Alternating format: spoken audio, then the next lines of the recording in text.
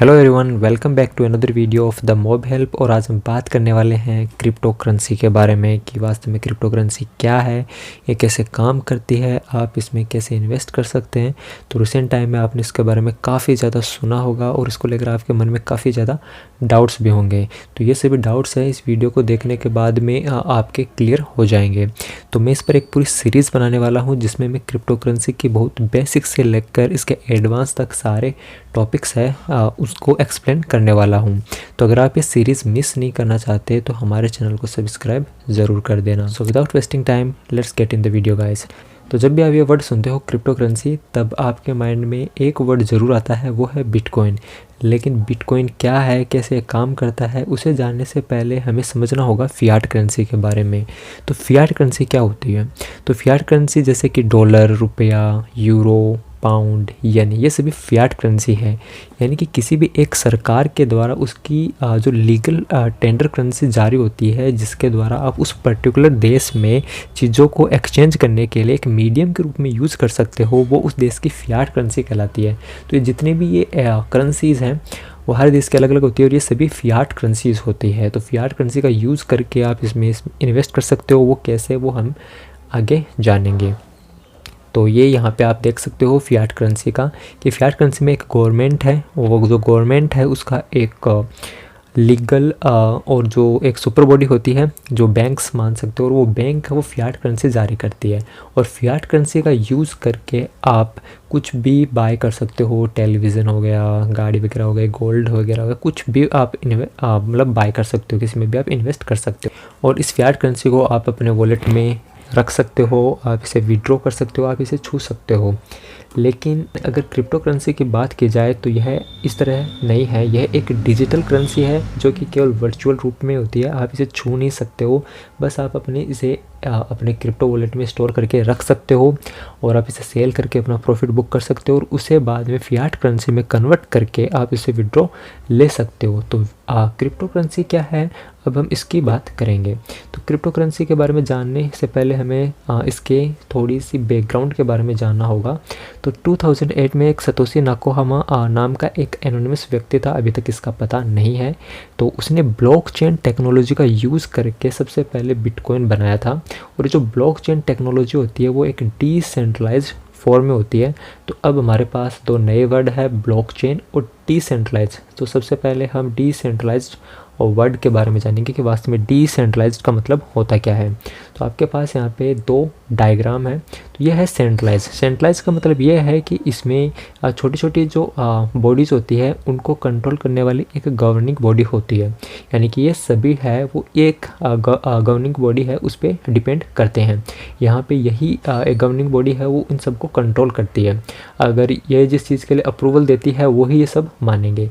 यानी कि आप ऐसे समझ सकते हो कि एक व्यक्ति या किसी एक कम्युनिटी के द्वारा कंट्रोल की जाती है, कंट्रोल्ड बाय वन पर्सन और कम्युनिटी। जैसे कि आरबीआई, तो अपने देश में जितने भी जो बैंक्स हैं उनको कंट्रोल करने वाली है आरबीआई। तो अगर आरबीआई जो डिसीजन लेती है वो सारे बैंकों को मानना पड़ता है। तो इसमें जो फैसला होता है वो उस सेंटर वाली बॉडी के पास होता है, इसलिए इसको सेंट्रलाइज फॉर्म में कहते हैं। इसके बाद में आता है डिसेंट्रलाइज। डिसेंट्रलाइज का मतलब है कि इसमें कोई एक गवर्निंग बॉडी ना होकर सभी के पास कुछ ना कुछ वोटिंग पावर होता है। तो जैसे कि आप इसमें देख सकते हो कि सभी किसी न किसी तरीके से जुड़े हुए होते हैं। यानी यह can't be controlled by one person, all things happens by majority consensus. यानी कि इसे एक व्यक्ति के द्वारा चेंज नहीं किया जा सकता, सभी के पास कुछ ना कुछ वोटिंग पावर होती है। उस वोटिंग पावर का यूज़ करके ही इसमें किसी एक चीज़ को अप्रूवल मिलता है।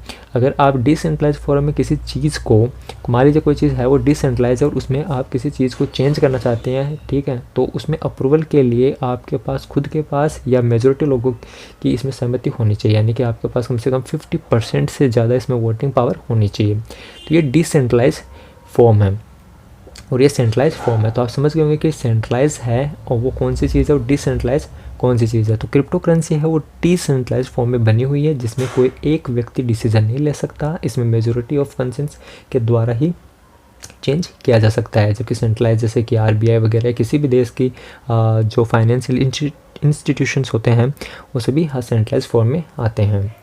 इसके बाद में हम आते हैं ब्लॉकचेन पे कि वास्तव में ब्लॉकचेन है क्या और ये कैसे काम करता है। तो ब्लॉकचेन वैसे एक ब्लॉक्स का एक चेन होती है और इन ब्लॉक्स में कुछ ना कुछ डेटा है वो होता है।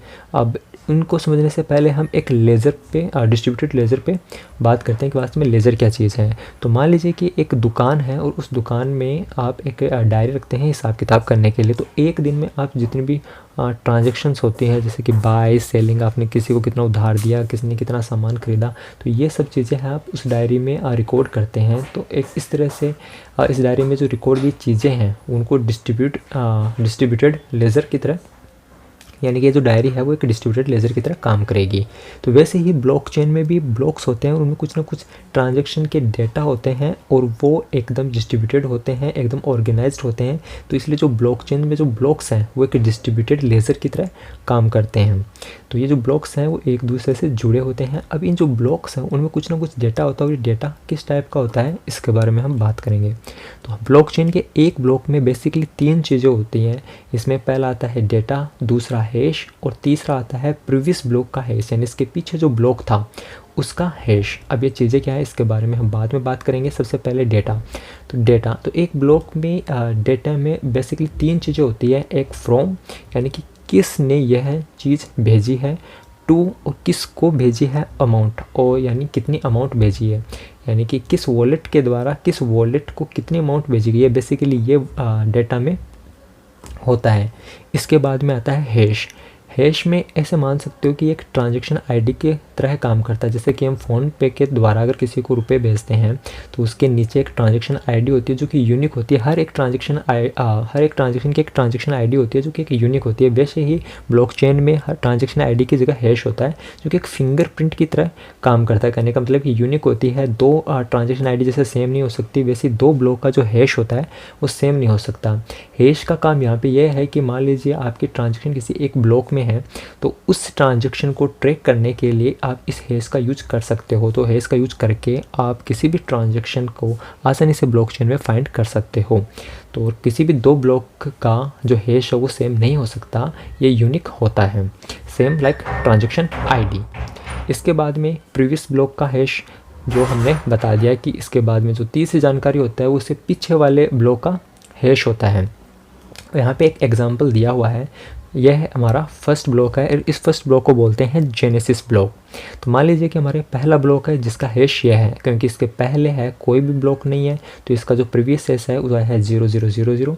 इसके बाद में ये ब्लॉक है, इसका खुद का हैश है ये, और इसके प्रीवियस हैश में आएगा इस ब्लॉक का हैश जो कि ये है। इसके बाद में नेक्स्ट ब्लॉक है, इसका खुद का हैश है ये, और इसके प्रीवियस हैश में आएगा ये। तो इसी तरह से ये ब्लॉकचेन है वो बनी हुई होती है और इसी तरह से ज़्यादा सिक्योर होती है। आप इसमें एक ब्लॉक की किसी भी जानकारी के साथ छेड़खानी नहीं कर सकते हैं, क्योंकि अगर आप इस ब्लॉक की यह जानकारी, मान लीजिए कि आपने ये जो डेटा है उसको चेंज करना चाहते हैं, तो इस डेटा में जैसे आप इसके हैश को चेंज करोगे तो इसके जस्ट पीछे वाला जो ब्लॉक है वो वाला भी चेंज हो जाएगा। इस वजह से अब जब एक ब्लॉक के जो हैश चेंज करते हो, उसकी डेटा है वो इरेज करते हो या उसमें जो कुछ बदलाव करते हो, तो आपको उसके पीछे वाले है सारे के सारे ब्लॉक्स हैं वो चेंज करने पड़ेंगे, तब जाकर आपके जो डेटा है वो इसमें एडिट हो पाएगा, जो कि पॉसिबल नहीं है, इसमें सालों लग जाते हैं। इसके बारे में हम आगे बात करेंगे। जैसे कि ये वाला है, तो ये हमारा है जेनेसिस ब्लॉक जिसका खुद का हैश है ये, इसके पीछे वाला का हैश 00 है क्योंकि इसके पहले कोई ब्लॉक नहीं है। इसके बाद में नेक्स्ट ब्लॉक है, इसका हैश मान लीजिए कि पहले ये था लेकिन आपने इसको इरेज करके ये कर दिया, तो इससे हुआ क्या, इससे होगा ये, क्योंकि इसके जो नेक्स्ट वाला जो ब्लॉक है उसमें प्रीवियस हैश तो ये वाला आना था, पर लेकिन आपने इसको एडिट करके ये वाला बना दिया। अब ये वाला बना दिया तो इस वाले प्रीवियस हैश है वो ये मैच नहीं खाएगा, इस वजह से ये जो आगे के सारे ब्लॉक्स हैं वो इनवैलिड हो जाएंगे, इसलिए जो ट्रांजैक्शन है वो रुक जाएगी। तो अगर आपको इसमें चेंज करना है तो ये जो हैश है वो यहाँ आना चाहिए, इसके बाद में ये वाला हैश है वो अगले वाले में आना चाहिए, यानी कि सारे के सारे ब्लॉक्स आपको आगे वाले चेंज करने पड़ेंगे, जो कि पॉसिबल नहीं है, इसमें काफ़ी सालों लग जाते हैं। तो ब्लॉकचेन में किसी भी एक ब्लॉक की जानकारी के साथ टेम्पर करना, छेड़खानी करना ये पॉसिबल नहीं है, तो ये काफ़ी सिक्योर माना जाता है इस वजह से। इसके बाद में हम आते हैं प्रूफ ऑफ वर्क पे। तो प्रूफ ऑफ वर्क क्या चीज़ है? ऐसे मान लीजिए कि ये बिटकॉइन का जो एक ब्लॉक है वो बनने में कम से कम 10 मिनट लगते हैं, तो इसी को प्रूफ ऑफ वर्क बोलते हैं कि किसी भी ब्लॉकचेन का एक ब्लॉक बनने में जितना टाइम लगता है उसको प्रूफ ऑफ वर्क बोलते हैं। अब मान लीजिए कि बिटकॉइन की एक ब्लॉकचेन है, इसको इस ब्लॉक को बनने में 10 मिनट लगे, तो इसके अगले वाले ब्लॉक बनने में कम से कम 10 मिनट लगेंगे, कम से कम क्या पूरे 10 मिनट लगेंगे। ऐसे ही नेक्स्ट ब्लॉक बनने में 10 मिनट लगेंगे। तो इस सारी चीज़ को प्रूफ ऑफ वर्क बोलते हैं। नेक्स्ट जो चीज़ आती है वो आती है P2P नेटवर्क, यानी इसको बोलते हैं पीयर टू पीयर या पर्सन टू पर्सन भी आप बोल सकते हो। P2P का मतलब है डायरेक्ट दो लोगों के बीच में जो डील्स वगैरह होती है, जो नेटवर्क होता है जिसके द्वारा दोनों जुड़े होते हैं, उसको P2P बोलते हैं। जैसे इनके बीच में कोई मिडल मैन नहीं होता, यानी अगर इस इंसान को, अगर इसको यहाँ पे कोई ट्रांजेक्शन करनी है, कोई बिटकॉइन वगैरह भेजना, कोई क्रिप्टो वगैरह भेजना है, तो डायरेक्टली वो इस यूज़र को भेज सकता है बिना किसी मिडल मैन के। तो इस सारे नेटवर्क को P2P नेटवर्क कहते हैं। इसके बाद में आता है कंसेंसस। अगर किसी भी क्रिप्टो करेंसी है उसमें अगर आपको चेंज वगैरह करना है या कोई नई चीज़ है उसमें अगर लानी है, तो इसमें मेजॉरिटी ऑफ लोगों की कंसेंसस होनी चाहिए। अगर आपके पास 50% से ज़्यादा अगर वोटिंग पावर है तो आप इसमें चेंज कर सकते हैं, अदरवाइज़ आप इसमें नहीं कर सकते हैं। इसके बाद में आते हैं स्मार्ट कॉन्ट्रैक्ट्स। स्मार्ट कॉन्ट्रैक्ट्स आप ऐसे समझ सकते हो कि एक कोड्स होते हैं जो कि उस बेसिकली उस क्रिप्टो करेंसी को रन करने के लिए ज़रूरी होते हैं, और ये ऑटोमेटिक ट्रिगर हो जाते हैं। कुछ इस तरह से ये बनाए होते हैं, और ये जो कोड होते हैं वो जिस लैंग्वेज में बनाए होते हैं वो होते हैं सॉलिडिटी। तो आप खुद भी अगर सॉलिडिटी आपको आती है, इस लैंग्वेज को सीख कर आप स्मार्ट कॉन्ट्रैक्ट है वो बना सकते हो। तो ये जो कॉन्ट्रैक्ट्स होते हैं वो हर एक क्रिप्टो करेंसी की बेसिकली रूट होते हैं। इसमें आपको ट्रांजैक्शंस हैं खुद करने की ज़रूरत नहीं होती है। ये कोड्स इस तरह से जनरेट किए होते हैं कि जैसे आप इसमें कुछ एक्टिविटी करते हैं तो ऑटोमेटिकली कोड है वो रन हो जाते हैं, और वो ट्रांजैक्शन जिस हिसाब से इनके कोड लिखे होते हैं वो कंप्लीट हो जाते हैं। तो इसके बारे में हम एक सेपरेट वीडियो बनाएंगे और वहाँ पे आप स्मार्ट कॉन्ट्रैक्ट के बारे में अच्छे से जान जाओगे। तो जो नेक्स्ट चीज़ है वो है क्रिप्टो वॉलेट्स। जैसे कि हम अपनी फियाट करेंसी को स्टोर करके रख सकते हैं, वैसे ही क्रिप्टोज़ को स्टोर करने के लिए क्रिप्टो वॉलेट्स बनाए जाते हैं। ये ऑनलाइन भी होते हैं और हार्डवेयर भी होते हैं। जैसे कुछ एग्जांपल है ट्रस्ट वॉलेट, सेफल, ट्रेजर। तो ये सब के सब क्रिप्टो वॉलेट्स हैं। इनमें आपको कुछ कीज़ दी जाती है, जिसे उनको आपको संभाल कर रखना पड़ता है। अगर वो कीज़ आपकी मतलब खो जाती है तो आप अपनी सारी की सारी क्रिप्टो एसेट्स हैं वो खो देते हैं।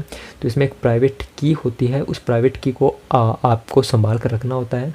इसके थ्रू आप अपने क्रिप्टो एसेट्स को है एक्सेस कर सकते हो, कहीं और जगह है ट्रांसफ़र कर सकते हो, बाय कर सकते हो, सेल कर सकते हो। तो ये क्रिप्टो वॉलेट्स हैं, जैसे कि ट्रस्ट वॉलेट हो गया, सेफल, और भी बहुत सारे हैं। क्रिप्टो वॉलेट्स पर भी हम एक सेपरेट वीडियो बनाएंगे। नेक्स्ट जो हमारा टॉपिक है वो है कि ब्लॉकचेन में एक ट्रांजैक्शन है वो कंप्लीट कैसे होती है। तो जैसे कि हर एक ब्लॉकचेन वॉलेट होता है उसमें दो कीज़ होती है, एक होती है पब्लिक की और दूसरी होती है प्राइवेट की। पब्लिक की आप ऐसे समझ सकते हो कि एक ईमेल एड्रेस की तरह होती है जिसे हर कोई जानता है। जैसे कि आप किसी को ईमेल लिखते हो तो आपको उसका ईमेल एड्रेस पता है, वैसे ये एक पब्लिक की तरह होती है। इसके बाद में दूसरी होती है प्राइवेट की। तो अगर आप मान लीजिए कि इस यूज़र को कुछ भेजना है तो ये अपनी प्राइवेट की यूज़ करके इसको भेजेगा, और ये केवल उस यूज़र को पता होती है जिसका ये वॉलेट होता है। इसको अगर हम आसानी से एक्सप्लेन करें तो आप इसमें एक सिंपल ट्रांजैक्शन है वो देख सकते हो। मान लीजिए कि यूज़र ए को यूज़र बी को 2 बिटकॉइन भेजने हैं, तो ये अपनी प्राइवेट की यूज़ करके इस यूज़र को भेजेगा। तो ये जो ट्रांजैक्शन होगी वो इनक्रिप्टेड होगी और डिजिटली साइन होगी। अब ये जो ट्रांजैक्शन हुई है वो कोई भी इंसान देख सकता है, ब्लॉकचेन में ये रजिस्टर होती है, और ये जो इंसान है वो इसको अपने प्राइवेट की यूज करके इसे रिसीव कर सकता है। मतलब ये रिसीव हो चुका है, लेकिन इसको अपने प्राइवेट की यूज़ करके अपने वॉलेट की से देख सकता है कि इसके रिसीव हुए हैं या नहीं हुए हैं। ये एक सिंपल सी ट्रांजैक्शन है ब्लॉकचेन की, जो यहाँ पे आप देख सकते हो। ये ट्रांजैक्शन हैश है। इस ट्रांजैक्शन का हैश का यूज़ करके आप इसको देख सकते हो कि इस ट्रांजैक्शन हैश में कितने ट्रांजैक्शंस हैं। ये इसका स्टेटस है सक्सेस, ये ब्लॉक नंबर है कि ये ब्लॉक नंबर कितने नंबर का है, और ये टाइम स्टाम्प यानी ब्लॉक है वो कितनी तारीख और कितनी बजे बना था, और ये फ्रॉम वाला डाटा है कि किस वॉलेट से ये ट्रांजैक्शन हुई है और किस वॉलेट को ये ट्रांजैक्शन हुई है, और ये ट्रांजैक्शन एक्शन है कि इसमें क्या चीज़ ट्रेड हुई है, और किस स्मार्ट कॉन्ट्रैक्ट के थ्रू हुई है, ये इसमें वैल्यू है, हालांकि कोई ख़ास वैल्यू नहीं है। और ये इस ट्रांजैक्शन को करने में लगी फ़ीस है।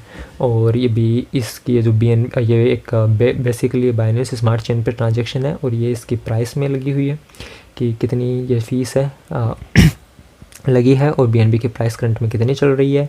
ये गैस लिमिट है, गैस फ़ीस है, वो कैसे डिसाइड होती है, इसके बारे में भी बात करेंगे। बेसिकली एक नॉर्मल सी ट्रांजैक्शन है जो आप यहाँ पे देख सकते हो। इसके अलावा जो अलग अलग क्रिप्टो करेंसी है उनमें जो ये ट्रांजैक्शन हैश होता है उसमें अलग अलग एल्गोरिथम काम करते हैं। जैसे जो बिटकॉइन है वो SHA-256 हैश एल्गोरिथम का यूज़ करता है। वैसे जो इथीरियम है वो ET हैश को यूज़ करके, एल्गोरिथम को यूज़ करके अपने हैश को जनरेट करता है। तो ऐसे ही अलग अलग क्रिप्टो करेंसी है वो अलग अलग हैश एल्गोरिथम को यूज़ करते हैं। नेक्स्ट जो चीज़ हमारे पास आती है वो है माइनिंग। जो रिसेंट में हमने प्रूफ ऑफ वर्क देखा था उसे हम माइनिंग भी कह सकते हैं। कि मान लीजिए कि एक ब्लॉकचेन में एक ब्लॉक को जनरेट होने में 10 मिनट का टाइम लगता है, तो इसको हम प्रूफ ऑफ वर्क बोलते हैं, या इसे आप माइनिंग बोल दीजिए कि एक ब्लॉक को बनने में या माइन होने में कम से कम 10 मिनट का वक्त लगा है। तो आप ऐसे मान सकते हो कि ये जो ब्लॉक है वो उसको 10 मिनट में सिक्योर होने में, बनने में, ये जिन कंप्यूटर्स के द्वारा किया गया है उनको बोलते हैं माइनर्स। तो जैसे कि एक ब्लॉक है और उसको सिक्योर करते हैं तो एक कॉम्प्लेक्स मैथमेटिकल प्रॉब्लम होती है, वो जो कंप्यूटर्स हैं इसको माइन करने में लगे होते हैं उनके पास जाती है, और जो कंप्यूटर है वो इस मैथमेटिकल प्रॉब्लम को सोल्व करता है, उसे बदले में रिवॉर्ड में 12.5 बिटकॉइन है वो दे दिए जाते हैं। तो जो कंप्यूटर जितने फास्ट है इस कॉम्प्लेक्स मैथमेटिकल प्रॉब्लम को सोल्व करता है उसे ये रिवॉर्ड मिलता है। और ये जैसे जैसे इसमें ब्लॉक आगे बनते जाते हैं वैसे वैसे ये मैथमेटिकल प्रॉब्लम है और डिफ़िकल्ट होती जाती है। तो ऐसे ही माइन करने के लिए यहाँ पे अलग अलग पावर्स की रिग आती है, तो उन रिग्स का यूज़ करके आप अपने कंप्यूटर के द्वारा कोई भी क्रिप्टो करेंसी है वो माइन कर सकते हैं। तो जो लोग अपने कंप्यूटर्स के द्वारा इन ब्लॉक्स को माइन करते हैं उनको माइनर्स बोला जाता है, और इस पूरी प्रोसेस को माइनिंग कहते हैं। और जैसे ही ये माइनिंग होती है, कोई भी एक ट्रांजैक्शन यहाँ पे अप्रूव होती है, तो इस ब्लॉक में जितने भी ट्रांजैक्शन हुई है, जैसे कि किसी ने किसी को बिटकॉइन भेजा तो वो उन सभी यूज़र्स के वॉलेट्स में आ जाते हैं जब एक ब्लॉक सिक्योर कर दिया जाता है माइनर्स के द्वारा, यानी कि वो ट्रांजैक्शंस कंप्लीट कर दी जाती हैं तब। इसके बाद में हम क्रिप्टो करेंसी के यूज़ केस के बारे में भी बात करते हैं। तो इसका जो यूज़ है वो मेडिकल रिकॉर्ड्स रखने में भी काम कर सकते हैं, कि एक हॉस्पिटल में जितने भी पेशेंट्स आए हैं, किस टाइम पे आए हैं, किस टाइम पे उन्होंने चेकआउट किया है, ये सब मेडिकल रिकॉर्ड्स है वो ब्लॉकचेन में स्टोर आसानी से करे जा सकते हैं। और इसके साथ है वो टेम्पर भी, इस जानकारी के साथ है वो टेम्पर भी नहीं किया जा सकता। वैसे ई नोटरी में और टैक्स कलेक्ट करने में भी ब्लॉकचेन का यूज़ किया जा सकता है। इसके बाद में हमें मेरिट्स के बारे में बात करते हैं। तो जाहिर सी बात है जो क्रिप्टो मार्केट है वो ज़्यादा प्रॉफिटेबल है बजाय शेयर मार्केट के। यहाँ पे आपको बहुत ज़्यादा कैपिटल की ज़रूरत नहीं पड़ती है बहुत ज़्यादा रिटर्न के लिए। ऐसे ही दूसरा इसका जो बेनिफिट है वो है कि ये बहुत ज़्यादा सिक्योर होता है, इसे कोई हैक नहीं कर सकता। अगर आप इसके एक ब्लॉक को टेम्पर करते हो तो आगे के सारे ब्लॉक वो इनवैलिड हो जाते हैं, और सारे के सारे ब्लॉक्स में अगर हाफ हैश को अगर बदलने बैठोगे तो आपको सालों लग जाएंगे। तो इस वजह से ये बहुत ज़्यादा सिक्योर होता है, इसे कोई हैक नहीं कर सकता। इसके बाद में इसके डीमेरिट्स भी हैं, क्योंकि ये जो मार्केट है वो बहुत ज़्यादा वोलेटाइल है, इसका मतलब ये रिस्क भी बहुत ज़्यादा है। दूसरा इसका जो डीमेरिट है वो ये है कि इसकी जो ट्रांजैक्शन होती है वो इरिवर्सिबल होती है, यानी कि अगर आपने किसी को अननोन एड्रेस को अगर अपने कुछ बिटकॉइन या कोई भी क्रिप्टो करेंसी सेंड कर दी है तो ये वापस है वो नहीं की जा सकती जब तक कि वो दूसरा यूज़र आपको उसी वॉलेट पर ना भेज दे। जैसे कि मान लीजिए अगर बैंक में हमारे गलती से पैसे हैं दूसरे अकाउंट में भेज दिए जाते हैं तो हम बैंक में एप्लीकेशन डाल के वापस उसको रिवर्स कर सकते हैं, लेकिन यहाँ पे ऐसा नहीं है। यहाँ पे आप किसी के पास नहीं जा सकते, यहाँ पे ऐसा कुछ नहीं हो सकता क्योंकि ये डिसेंट्रलाइज है। आप इस यूज़र को नहीं जानते कि ये कौन है, ये किसका एड्रेस है, तो ये एक तरह से एक डीमेरिट है इसका। इसके बाद में ये डिसेंट्रलाइज है, कहने का मतलब इसमें गवर्नमेंट का कोई भी रोल नहीं होता है। तो अगर आप किसी क्रिप्टो करेंसी में इन्वेस्ट करते हो और आपको पता है कि ये पूरा रिस्क है, अगर वो क्रिप्टो करेंसी जिसने आप बनाई है अगर वो स्कैम करती है, यहाँ पे स्कैम हो सकते हैं, तो जाहिर सी बात है कि इसमें कोई भी जिम्मेदार नहीं होता है, तो इस वजह से भी एक नुकसान वाला हो सकता है। इसके बाद में जो इसका सबसे बड़ा लॉस है वो ये है कि अगर आप अपने वॉलेट की कीज़ भूल जाते हो तो इसका कोई भी तरीका नहीं है कि आप अपने क्रिप्टो एसेट्स को रिकवर कर पाओ, क्योंकि इसमें कोई पासवर्ड वगैरह नहीं लगता है। इसमें एक आपको की दी जाती है, उस की के द्वारा ही इसमें आप अपनी क्रिप्टो एसेट्स को एक्सेस कर सकते हो। अगर वो आपसे खो जाती है तो आप इसे कभी सिक्योर नहीं कर सकते। इसलिए हमेशा आपको अपने क्रिप्टो वॉलेट की जो कीज़ है उनका बैकअप रखना चाहिए। इसके अलावा जो नेक्स्ट डीमेरिट है वो ये मान जाता है कि जो ट्रांजैक्शन होती है वो अननोन होती है, इस वजह से इनका गलत कामों में भी यूज़ होता है। जैसे कि डार्क वेब में जो इलीगल एक्टिविटीज़ होती है उनमें भी जो ट्रांजैक्शन होती है वो बिटकॉइन में ही होती है, क्योंकि इसे आसानी से हैक नहीं कर सकते, इसका पता नहीं कर सकते कि आपने किसको भेजा है। इस वजह से मनी लॉन्ड्रिंग में भी इसका मतलब मिसयूज़ हो रहा है। इसके अलावा ब्लैक मनी भी काफ़ी ज़्यादा रखा हुआ है क्रिप्टो करेंसी में। तो ये इसके कुछ डीमेरिट्स भी हैं।